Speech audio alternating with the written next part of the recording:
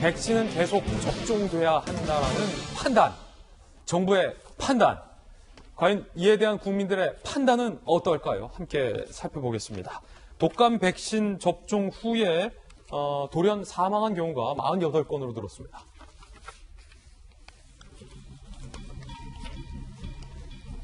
자, 추가 사망과 관련된 뉴스 속보들이 지금 나오고 있긴 합니다만 저희들이 지금 최종 확인 중에 있습니다. 정확하게 사람의 생명과 관련된 일이고 정확하게 저희들이 취재해서 사실인지 여부를 확인할 때까지는 공식 기록에 반영을 하지 않겠습니다. 자, 48명. 그런데 질병관리청에서는 백신 간의 인과성이 낮다. 그러니까 사망과 백신과는 관련이 없다. 라고 입장을 밝혔고요. 자, 오늘부터 62세, 69세 대상 독감 무료 접종 시작하겠다라고 밝혔습니다. 정은경 청장은요. 작년 독감 백신 접종 후 7일 내에 사망한 노인이 1,500명이다. 예방접종과 관련 없는 사망자 숫자로 보면 된다. 라고 결론을 지었습니다. 자, 김수경 박사님 나오셨습니다. 김 박사님, 걱정됩니다. 정은경 청장은 작년에도 백신 접종 후에 7일 내에 사망한 노인이 1,500명이다. 라고 밝혔는데, 자, 그렇다고 해서 이번에 돌아가고 계신 분들, 노인만 있는 것도 아닌데, 이걸 그냥 자연적으로 노인들이 사망하는 것이다. 라고 결론 내도 되는 겁니까? 국민들의 불안이 매우 높은 상황이고요. 물론 그 숫자를 봤을 때 그게 이제 작년을 기준으로 봤을 때 그 독감 이후에 독감 예방주사를 맞은 이후에 일주일 안에 사망한 노인의 그 숫자가 10만 명당 한 23명 정도인데 이게 이제 2013년에 미국의 사례랑 비교해도 그렇게 크게 차이가 나는 수치가 아니어서 사실 일반적으로 발생할 수 있는 수준의 사망자 숫자고 또 이게 독감 예방주사가 직접적으로 사망을 유발했다는 것을 알려면 이제 두 가지 경우가 있다고 해요. 아나필락시스라고 해서 갑자기 백신을 맞은 다음에 그 급격한 알레르기 반응이 오면서 뭐 호흡부종 같은 게 와가지고 사망하는 경우 혹은 길랭바레 증후군이라고 해서 말초신경이 마비되는 그런 두 가지의 대표적인 부작용이 이제 독감 백신의 부작용인데 이 사안으로 인해서 이 두 가지 사안으로 인해서 사망한 경우가 없다 보니까 독감 백신이 어떤 사망에 이르게 한 것은 아니고 다만 시기적으로 원래 다른 사인에 의해서 돌아가셨을 수 있는 분이 독감을 맞은 뒤 예방주사를 맞은 뒤 일주일 안에 사망을 하다 보니까 마치 이게 인과관계처럼 호도되고 있다. 그리고 이제 이것 때문에 백신을 맞지 않게 되면은 오히려 그것 때문에 더 많은 위험에 노출될 수 있으니 노인분들께서는 접종을 다시 시작하시라라는 정부의 메시지인 겁니다. 물론 이제 비과학적인 그러니까 독감 백신이 어떤 사망을 이르게 했다라는 것이 비과학적일 수 있고 또 원래 발생할 수 있는 사망자 수에서 크게 벗어나지 않는다면 정부의 그 설명이 맞다고 봅니다. 그렇지만 그 국민들의 입장에서는 어쨌든 이제 사망과 같이 아주 위중한 결과를 가져올 수 있는 그런 사안이다 보니까 정부가 좀 더 책임 있는 조사 결과를 준다면 국민들을 좀 설득할 수 있지 않을까. 그리고 특히 이제 10대 중에서도 이제 사망자가 발생했잖아요. 그게 꼭 독감 백신 때문이라고 물론 볼 수는 없습니다만 노인뿐만 아니라 젊은 사람에게서 사망 사고가 발생하다 보니까 국민들의 불안이 훨씬 더 커진 것 같습니다. 이런 부분에 대해서도 정부가 어떤 책임감 있는 답변을 주고 국민들에게 설득을 하고 설명을 해줘야 되는 문제지 국민들이 무지해서 이런 비과학적인 어떤 결론을 이르게 하고 있다 이렇게만 볼 수는 없다는 생각이 듭니다. 그러니까요. 이게 분명히 정부의 설명을 듣다 보면은 여전히 좀 풀리지 않는 의문이 남는다는 건데 왜냐하면 당장에 우리 아이한테 백신을 그래서 맞춰야 되는지 우리 부모님 모시고 가서 백신 접종을 시켜드려야 하는지 고민인 국민들 입장에서는 아니 그러면 작년에 왜 그런 뉴스는 안 났는데? 라는 의문이 들거든요. 아니 그러면 노인이 아닌 사망자는 어떤데? 기저질환이 없는 50대? 그리고 비염 이외에 기저질환이 별 기저질환이 없었던 그 10대 사망 사례는 어떻게 봐야 하는데? 라는 의문이 남거든요.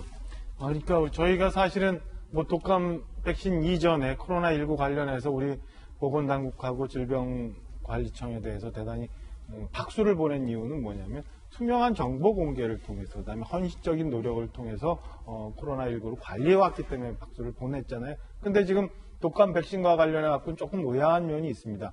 물론 독감 백신이 사망 사건과 직접적인 인과관계가 없다고 아직까지는 그래요. 그런데 분명히 또 인과관계가 없는 것을 확신할 수는 없는 거잖아요. 사람 생명과 관련한 거기 때문에 0.0001%라도 관련이 있다면 이 건에 대해서 조심을 해야 되는 건데 질병관리본부에서 지금까지 하는 얘기는 뭐냐면 질병관리청에서 하는 얘기는 뭐냐면 건강 상태가 좋지 않은 날은 독감 예방 접종하지 말아라라는 얘기밖에 하고 있지 않아요.